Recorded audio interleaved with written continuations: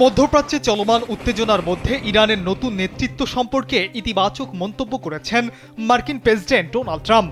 গেল রোববার দ্য গার্ডিয়ানের প্রতিবেদনে বলা হয়েছে, যুদ্ধবিরতি নিয়ে যুক্তরাষ্ট্র ও ইরানের মধ্যে প্রত্যক্ষ এবং পরোক্ষভাবে আলোচনার চেষ্টা করছেন ট্রাম্প।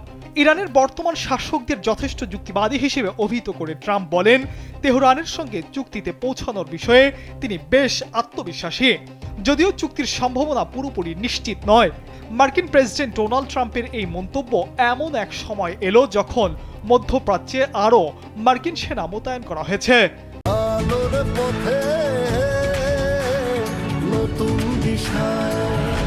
এদিকে তেহরান স্পষ্টভাবে জানিয়ে দিয়েছে যে তারা কোনো প্রকার অপমান সহ্য করবে না। ইরানের সর্বোচ্চ নেতা আয়াতুল্লাহ আলী খামেনির নিহত হওয়ার পর তার স্থলাভিষিক্ত হন পুত্র মুস্তফা খামেনি। ট্রাম্পের মতে শীর্ষস্থানীয় কর্মকর্তাদের নিহতের মধ্যে দিয়ে ইরানের ইতিমধ্যে শাসক ব্যবস্থার পরিবর্তন ঘটে গেছে। তবে নতুন যারা নেতৃত্বে এসেছেন তাদের আচরণ ও মনোভাব ইতিবাচক বলে তিনি মন্তব্য করেছেন।